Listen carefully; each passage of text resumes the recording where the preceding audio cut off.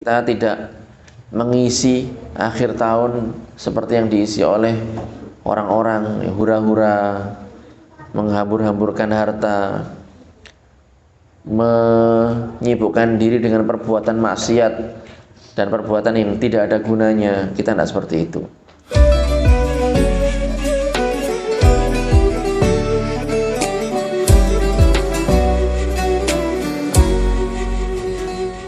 Assalamualaikum warahmatullahi wabarakatuh.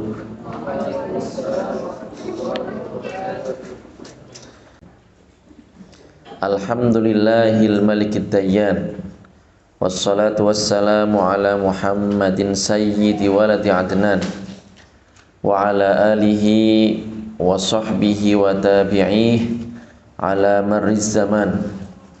Wa asyhadu an la ilaha illallah wahdahu la syarika lah, al-munazzahu 'anil jismiyyati wal jihati waz zamani wal makan.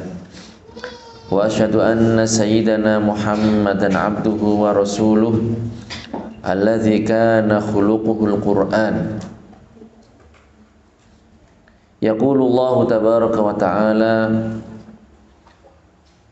Allahu la ilaha illahu wa 'alallahi falyatawakkalul mu'minun wa 'alallahi falyatawakkalul mu'minun. Ini di surat At-Taghabun ayat 13. Kita sekarang berada di penghujung tahun 2002. Tinggal tidak menghitung hari lagi, tapi tinggal menghitung jam ya. Biasanya jam 12 malam itu orang ngeramai dardor-dardor, tetot-tetot dan seterusnya. Kita nggak seperti itu, teman-teman.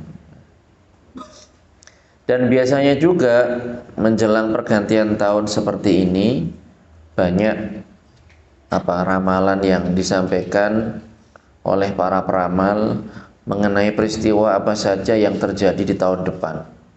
Nah, ini hukumnya bagaimana menurut kacamata syariat agama kita? Nah, kita akan membahas itu pada kajian kali ini. Yang harus kita lakukan, yang merupakan kewajiban kita, satu adalah kita harus bertawakal kepada Allah Subhanahu wa ta'ala. Tawakal ini merupakan kewajiban hati. Tawakal kepada Allah yaitu bersandar dalam segala urusan hanya kepada Allah Subhanahu wa ta'ala. Bersandar bukan kayak gini ya, bukan itu maksudnya. Jadi kita wajib ya menyerahkan segala urusan kepada Allah Subhanahu wa ta'ala. Kita meyakini bahwa Allah adalah zat yang menciptakan manfaat dan juga menciptakan mara bahaya. Dan Allah Maha menciptakan segala sesuatu. Tidak ada yang mengenakan bahaya dan memberikan manfaat secara hakiki kecuali hanya Allah Subhanahu wa ta'ala. Ma asabaka lam yakun liyukhti'aka wa ma akhta'aka lam yakun liyusibak. Ma asabaka, jadi sesuatu yang memang ditakdirkan oleh Allah mengenaimu, lam yakun liyukhti'aka, tidak akan meleset, pasti akan mengenaimu. Wa ma akhta'aka, dan yang meleset darimu, lam yakun liyusibak, maka tidak akan mengenaimu. Jadi kalau memang rezeki kita tahun depan, rezeki kalian yang belajar di sini lillahi ta'ala, mencari ridha Allah Subhanahu wa ta'ala, tafaqquh fid din, rezekinya tahun depan berangkat ke Libanon, ya, apapun yang terjadi, aral melintang yang menghalangi bagaimanapun pasti akan berangkat ke Libanon. Tetapi kalau tidak ditakdirkan oleh Allah Subhanahu wa ta'ala, mau hafalannya sebagus apa, pinternya kayak gimana, tapi karena nggak dikehendaki Allah, ya tidak akan berangkat. Jadi seorang hamba harus meyakini hal ini ya, dalam segala urusan, dalam urusan rezeki, dalam urusan keselamatan dari berbagai macam bahaya ya. Itu kewajiban kita semuanya. Percaya sepenuh hati hanya kepada Allah Subhanahu wa ta'ala. Para ulama diantaranya Al-Imam Junaid al-Baghdadi, beliau mengatakan at-tawakkul huwa tarkul i'timadil haqiqi ala ghairillah. Jadi yang dimaksud dengan tawakal itu adalah tarkul i'timad al-haqiqi, meninggalkan bersandar secara hakikat ala ghairillah, kepada selain Allah Subhanahu wa taala. Tentunya setelah ikhtiar ya. Orang profesinya petani, dia menanam, menyemai benih, setelahnya dirawat sedemikian rupa. Masalah nanti tumbuh atau tidak, ketika tumbuh apakah nanti akan berhasil hingga panen atau gagal panen, itu diserahkan sepenuhnya urusan tersebut hanya kepada Allah Subhanahu wa taala. Orang berdagang, berbisnis misalnya, dia tidak tahu pastinya apakah nanti akan untung ataukah buntung, nggak tahu dia, ataukah rugi. Ya dia hitung-hitungan perkiraan saja, kisaran saja. Nah, di sini dia bertawakal kepada Allah Subhanahu wa taala, melakukan promosi sebaik mungkin, ya. Menjaga kualitas barang yang dijual sebaik mungkin dan seterusnya. Kalau memang rezekinya, ya pasti akan diberikan kemudahan dan jalan oleh Allah Subhanahu wa taala. Oleh karenanya orang kalau sudah tawakal kepada Allah Subhanahu wa taala, maka dia akan menjauhi perkara yang diharamkan. Seperti apa? Praktek sihir, mendatangi para dukun dan peramal. Jadi tidak usah. Kalau si fulanah itu sudah menjadi jodoh kalian, teman-teman, ya pasti akan bertemu di pelaminan gitu. Menjadi pengantin, bukan mantan. Jadi akan ketemu di pelaminan sebagai sepasang pengantin, bukan tamu undangan. Karena sudah ditakdirkan jodoh oleh Allah Subhanahu wa taala. Tetapi kalau enggak, ya enggak bakalan itu. Jadi enggak usah datang ke para dukun, para peramal, kemudian menerawang dan seterusnya. Dalam salah satu hadisnya Rasulullah Shallallahu alaihi wasallam bersabda yang diriwayatkan oleh Imam Al-Hakim, "Man ataka hinan aw arrafan fasaddaqahu bima yaqul faqad kafara bima unzila ala Muhammad." Ini enggak main-main ini. Man ataka hinan aw arrafan fasaddaqahu bima yaqul faqad kafara bima unzila ala Muhammad. Jadi barang siapa yang mendatangi kahin, kahin ini dukun, diterjemahkan dukun. Au arrafan, mendatangi ya dukun atau peramal gitulah. Fasaddaqahu, kemudian mempercayainya, membenarkannya, meyakini bahwa dukun tersebut atau peramal tersebut mengetahui perkara-perkara yang gaib, sesuatu yang gaib. Fasaddaqahu bima yaqul, apa ancamannya Kanjeng Nabi, faqad kafara bima unzila ala Muhammad, maka dia telah kafir terhadap ajaran yang diturunkan kepada Nabi Muhammad sallallahu alaihi wasallam, keluar dari agama Islam. Di sini kita akan bedakan antara kahin dengan arraf. Apa bedanya kahin dengan arraf? Kahin ini peramal ya. Peramal, kurang lebih peramal. Ini orang yang memberikan informasi tentang hal-hal yang terjadi di masa mendatang. Dan biasanya peramal ini, teman-teman, bekerja sama dengan para jin. Jadi jin ini datang kepada peramal tersebut, ngasih berbagai macam informasi. Kemudian peramal ini berpedoman dengan informasi yang dia dapatkan dari jin tersebut, ya, dan membicarakan hal itu kepada orang-orang yang datang kepadanya. Nanti kamu kayak gini, kamu seperti ini, kamu seperti itu. Itu kahin.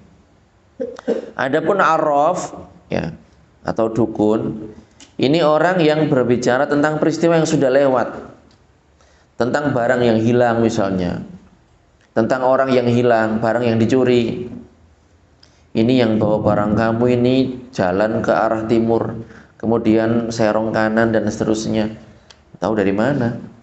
Nah, itu namanya arraf, ya. Nah, kita kembali ke hadis tadi. Apa maknanya hadis yang diriwayatkan oleh Imam Al-Hakim tadi? Jadi maksudnya adalah orang yang mendatangi peramal atau dukun Kan setelahnya kan ngasih informasi kan itu kan. Kemudian meyakini bahwa dukun tersebut atau peramal tersebut mengetahui semua perkara yang gaib, maka di sini dia telah kufur kepada Allah dan Rasulnya. Kenapa demikian? Karena tidak ada sesuatu pun yang mengetahui segala yang gaib secara keseluruhan kecuali hanya Allah Subhanahu wa taala. Gaib itu apa sih? Gaib itu ya yang masa depan, yang tidak ada di hadapan kita, itu namanya gaib. Hal-hal gaib. Misalnya ada orang masuk kamar, di situ ngapain? Lah itu gaib karena nggak ada di depan kita. Orang mikirin sesuatu, itu gaib. Atau 1 jam ke depan apa yang bakal terjadi, apakah tetap seperti ini ataukah turun hujan atau bagaimana. Tiba-tiba misalnya ada orang datang ngasih berkat ke pondok kita umpamanya, bagi-bagi uang per anak yang ngaji di sini dapat 1 juta misalnya, kita tidak tahu. Jadi nggak ada yang tahu perkara yang gaib secara keseluruhan kecuali hanya Allah Subhanahu wa taala. Dalilnya adalah di surat An-Naml ayat 65. Allah Subhanahu wa taala berfirman, "Qul la ya'lamu man fis samawati wal ardil ghaiba illallah." Katakanlah wahai Muhammad, la ya'lamu man fis samawati wal ardil ghaib. Tidak ada seorang pun yang ada di langit dan di bumi yang mengetahui perkara-perkara yang gaib illallah, kecuali hanya Allah Subhanahu wa taala. Jadi yang tahu seluruh urusan gaib itu hanya Allah Subhanahu wa taala. Oleh karenanya tidak boleh orang itu mengaku-ngaku tahu ilmu gaib, tidak boleh. Itu khusus bagi Allah Subhanahu wa taala. Bagaimana kalau orang yang tadi datang ke dukun atau peramal tadi itu, kemudian setelah dikasih tahu oleh si dukun, si peramal, dia menduga bahwasanya apa yang dikatakan oleh dukun atau peramal tersebut boleh jadi benar, boleh jadi salah. Bagaimana? Apakah dihukumi kufur juga? Jawabannya adalah tidak sampai dihukumi kufur. Jadi kalau dia hanya menduga apa yang dikatakan oleh Pak Dukun atau oleh mbah peramal ini boleh jadi benar, boleh jadi salah, maka di sini tidak sampai dia dihukumi kafir keluar dari agama Islam, tetapi di sini dia berdosa. Kenapa? Karena dia telah mendatangi dukun atau peramal tersebut dan bertanya kepada mereka. Dan itu adalah sesuatu yang dilarang oleh agama kita. Jadi para ulama tafsir ini menjelaskan bahwasanya bangsa jin atau sebagian dari jin ini terkadang mencuri dengar dari para malaikat yang berbincang-bincang. Ada para malaikat itu yang ditugaskan oleh Allah Subhanahu wa taala untuk menurunkan hujan. Tahu ya, ada malaikat yang tugasnya itu adalah menurunkan hujan. Ya. Ketika para malaikat tersebut berada di awan, mereka berbincang-bincang. Nah ini terkadang dicuri dengar oleh jin-jin yang naik ke tempat tersebut, tempat dekat dengan mereka. Ya. Jadi para malaikat ini terkadang membicarakan peristiwa-peristiwa yang terjadi di masa mendatang, tentang kelahiran bayi, tentang kematian seseorang, tentang naik jabatannya seseorang, tentang seseorang ini dilengserkan dari jabatannya dan seterusnya. Itu dibicarakan oleh malaikat. Nah itulah yang didengar oleh para jin yang mencuri dengar tadi. Cuman ya itu, karena mencuri-curi dengar itu kan berarti tidak jelas kan. Ada kalanya benar, ada kalanya juga salah. Jadi memang teman-teman, Allah Subhanahu wa taala ini yang memberitahukan kepada para malaikat, kepada para nabi, bahkan sebagian para wali juga mendapatkan informasi. Allah Subhanahu wa taala mengilhamkan kepada mereka hal-hal yang terjadi di masa mendatang, sebagian dari perkara-perkara gaib tersebut. Adapun para jin ini mereka mendapatkan informasi hal-hal yang gaib dengan cara seperti tadi. Kemudian setelahnya mereka turun ke bumi lalu mendatangi orang-orang yang tadi itu, bangsa orang-orang yang peramal atau dukun, memberitahukan kepada mereka tentang apa yang mereka dengar. Ya, karena mendengarnya seperti itu maka tidak jelas. Ya, tidak jelas. Apa yang mereka dengar ini bisa jadi sesuai dengan yang dibicarakan oleh malaikat, bisa jadi juga tidak sesuai, dan banyak salahnya dibandingkan benarnya. Banyak salahnya dibandingkan dengan benarnya. Jadi kita yang sudah belajar ini harus waspada terhadap orang-orang yang mengaku ya mempunyai ilmu gaib seperti itu, atau orang yang mengaku bisa mendatangkan malaikat, menghadirkan malaikat, khodam malaikat dan seterusnya, atau bisa mendatangkan roh orang yang sudah meninggal dunia. Ini tidak benar juga ini. Ya. Kenyataannya yang datang itu bukan roh orang yang meninggal dunia, melainkan yang datang adalah jin. Yang datang adalah jin. Kenapa? Karena orang yang meninggal dunia ini rohnya tidak mau kembali ke dunia. Jika orang ini adalah semasa hidupnya orang yang bertakwa, maka rohnya tidak akan kembali ke dunia, walaupun mereka diberikan kekuasaan oleh Allah Subhanahu wa taala untuk menguasai bumi, memiliki kekayaan yang banyak. Tapi karena mereka adalah orang-orang yang bertakwa, sudah mendapatkan banyak kenikmatan, mereka tidak mau kembali ke dunia. Nah, rohnya orang kafir ini di bawah kekuasaan para malaikat azab, malaikat yang menyiksa.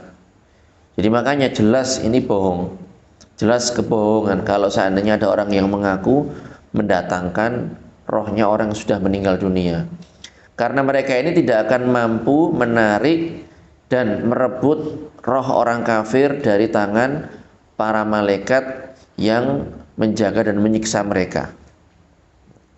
Oleh karenanya yang datang ini adalah bangsa jin, jin yang dulu mengetahui keadaan orang yang sudah meninggal itu, dan bahkan mungkin hidup bersamanya. Jadi setiap orang itu kan ada korinnya kan, korin ini kan yang menemani. Jadi setiap kita itu ada korinnya. Lah korin ini ya jin kafir, kecuali korinnya Rasulullah Shallallahu Alaihi Wasallam. Jadi tahu tindak tanduk kita, perbuatan kita tahu. Lah inilah yang biasa ketika orang meninggal, kemudian ada orang yang mengaku bisa mendatangkan roh orang yang sudah meninggal, maka yang datang ini adalah jin korin tersebut. Ya. Jadi tahu dulu semasa hidupnya seperti dan seperti itu. Lah orang karena kok cocok, ya kan beberapa informasi itu kan sesuai. Ya. Akhirnya mereka percaya. Nah, seperti itu teman-teman. Jadi orang yang mengaku mendatangkan roh seperti itu juga kita harus berhati-hati. Bagaimana sikap kita seharusnya? Ya kita mengikuti apa yang diajarkan oleh para ulama.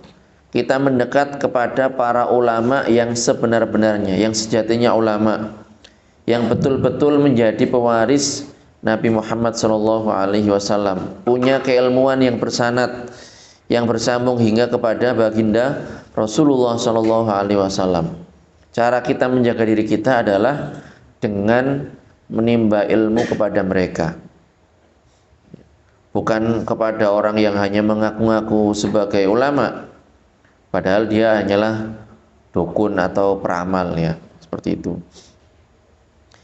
Salah seorang ulama yang bernama Syekh Abdul Wahab Asy-Sya'rani rahimahullah, beliau mengatakan dalam kitabnya, "Man arada alla yadhil fala yarmi mizan asy-syari'ati min yadihi."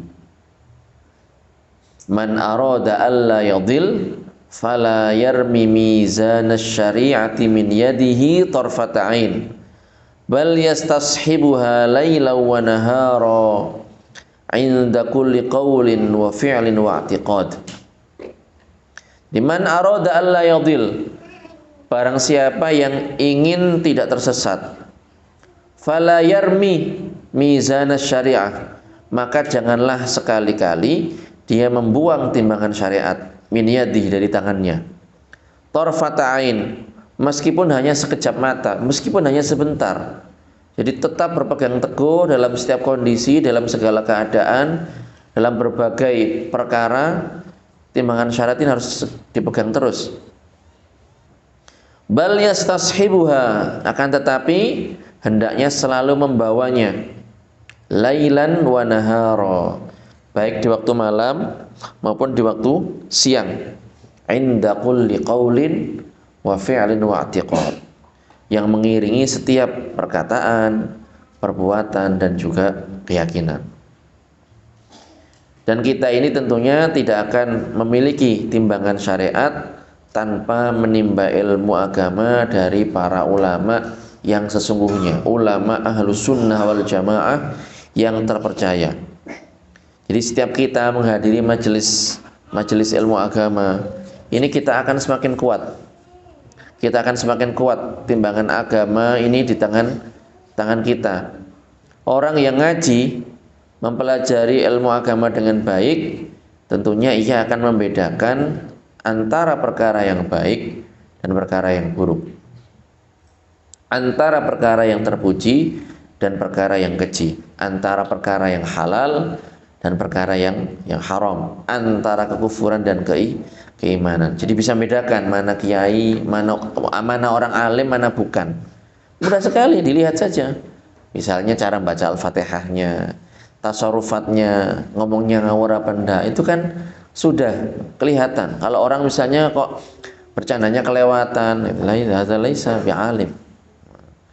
Jadi seperti itu. Jadi hendaknya kita memegang teguh timbangan syariat. Itulah yang seharusnya kita kerjakan di akhir tahun seperti ini. Kalau orang perusahaan atau orang yang bisnis di akhir tahun itu sibuk menghitung uangnya ini rugi apa untung, banyak sisa apa minus, dan seterusnya. Nah, yang kita hitung adalah amal perbuatan kita. Amal perbuatan kita.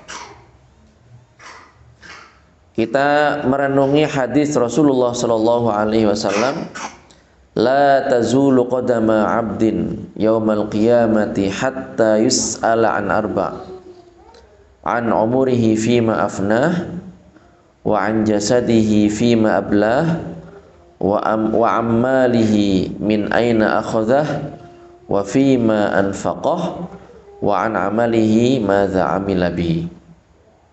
Ya, jadi itu hadisnya itu, la tazulu qadama 'abdin, tidak akan berpindah kedua kaki seorang hamba. Kapan? Yaumal qiyamah, nanti pada hari kiamat, hatta yus'ala an arba', sampai ditanya 4 perkara. Dia ada 4 pertanyaan dipertanyakan nanti itu. An umurihi fima afnah, umurnya itu dihabiskan untuk apa? Yang sekarang usianya sudah 20 tahun, 21 tahun, yang sudah hampir lulus kuliah atau mau lulus kuliah, atau bahkan sudah lulus karena ikut akselerasi percepatan umpamanya. Itu bagaimana dia menghabiskan usianya? Yang sekarang sudah SMP kelas 2 misalnya, sama semuanya, nggak ada bedanya. Yang sudah kepala 3, kalau memang ada di sini ya, atau yang sudah kepala 4, ini, yang rambutnya sudah beruban, dan seterusnya, itu ditanya, mengukur usianya ini digunakan untuk apa. Yang kedua adalah wa an jasadihi fima ablah, jasadnya ini digunakan untuk apa saja. Orang itu kalau lahir itu kan nggak langsung bisa berdiri kan teman-teman. Bayi lahir itu nggak bisa berdiri, cuman ngangkat tangan, ngangkat kaki, sama owek gitu aja bisanya. Tapi lama kelamaan berkembang, belajar jalan. Ya, lah ini digunakan untuk apa tubuhnya ini? Semasa muda, semasa sehat ini digunakan untuk apa? Apakah disibukkan dengan menuntut ilmu, dengan beribadah kepada Allah Subhanahu wa taala, malamnya mengerjakan sholat malam, kalau siang dia berpuasa, ataukah seperti kebanyakan orang yang hanya sibuk dengan urusan duniawi. Pernah suatu ketika ada seorang syekh guru kita di sana itu.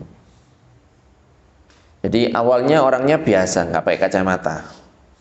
Kemudian karena mungkin penglihatannya kabur begitu ya, penglihatannya kabur, kemudian akhirnya ke optik beli kacamata. Kemudian ya dikomen kan sama temennya atau gimana, kok sekarang pakai kacamata gitu. Kata beliau, ya alhamdulillah ya, walaupun sekarang pakai kacamata, setidaknya mata ini saya sibukkan untuk mutolaah, untuk belajar ilmu agama, untuk membaca buku. Jadi bukan untuk hal-hal yang lain. Orang misalnya ketika sudah tua, sudah nggak kuat lagi, tidak segagah dan sekokoh ketika masa muda dulu, dia bersyukur kepada Allah Subhanahu wa taala, paling tidak ya tubuhnya yang dulu kekar, gagah dan kokoh itu digunakan untuk ketakwaan kepada Allah Subhanahu wa taala. Walaupun ada juga orang-orang yang anggota badannya itu dijaga oleh Allah Subhanahu wa taala. Kita tahu sebagian ulama itu usianya sudah kayak kakek, tapi giginya ini masih utuh. Masih utuh. Mereka mengatakan hafiznahu fis sighar fa hafizahullahu fil kibar. Jadi pada saat kita masih kecil ini kita jaga dengan apa? Dengan tidak bermaksiat kepada Allah Subhanahu wa taala. Anggota badan kita, gigi saya maksudnya. Nah, ketika dewasa, ketika sudah sepuh, sudah tua, maka anggota badan itu dijaga oleh Allah Subhanahu wa taala. Walaupun ada yang seperti itu. Tetapi kalau seandainya kondisi tubuh melemah, misalnya yang dulu jalan kaki berkilo-kilo kuat, sekarang ya beberapa ratus meter aja udah ngos-ngosan. Paling tidak tubuhnya itu sudah disibukkan dengan ketaatan kepada Allah Subhanahu wa taala. Wa amalihi min aina akhadhah. Pertanyaan yang ketiga adalah hartanya. Dia dapatkan dari mana? Dari jalan yang dihalalkan, yang halal, ataukah yang diharamkan oleh Allah Subhanahu wa taala. Nah, ini tentunya harus belajar. Kalau misalnya berjual beli, ini akadnya gimana? Transaksinya ini menurut syariat sudah benar apa tidak? Dan seterusnya. Wa fi ma anfaqah, setelah dapat uang, kalau seandainya dapat uang yang halal, kemudian dibelanjakan untuk apa? Apakah digunakan untuk yang haram? Kadang orang dapat uang dengan cara yang halal. Kerja misalnya, kerjanya halal. Jadi pegawai misalnya, pekerjaan yang ditugasnya ini sesuatu yang boleh, halal, akhir bulan dapat gaji, tetapi digunakan untuk yang haram, untuk berfoya-foya, untuk bermaksiat kepada Allah Subhanahu wa taala. Nah, ini pertanyaannya ada dua kalau terkait harta itu. Kemudian yang terakhir adalah wa an ilmihi madza amila bih. Jadi kalau sudah belajar, dan ini peringatan buat kita sekalian, kalau sudah belajar, ilmunya diamalkan apa enggak? Jadi kita ngaji, kita mondok, teman-teman, ya itu tujuannya adalah untuk kita amalkan ilmu kita. Kalian ketika ngaji fikih, ngaji akidah, ya, meyakini keyakinan itu untuk kalian yakini, untuk kalian kerjakan. Bukan hanya sekedar ngaji, mendengarkan, dipahami, ujian nilainya bagus, tasmi lancar, kemudian naik kelas, sekedar tahu itu jangan, enggak cukup itu. Jadi ilmu itu diamalkan. Para ulama mengatakan al-ilmu nafi' walladzi yaziduka khasyatan lillah. Ilmu yang bermanfaat adalah ilmu yang menambah rasa takut kita kepada Allah Subhanahu wa taala. Jadi ada pengamalannya. Mudah-mudahan kita diberikan umur yang panjang, yang barokah, diberikan ya kebahagiaan dunia akhirat, keselamatan dunia akhirat, dijadikan oleh Allah termasuk golongan hamba-hamba yang bermanfaat ilmunya, bermanfaat umurnya, bermanfaat jasadnya, bermanfaat hartanya, Mudah-mudahan kita ditutup dengan husnul khotimah.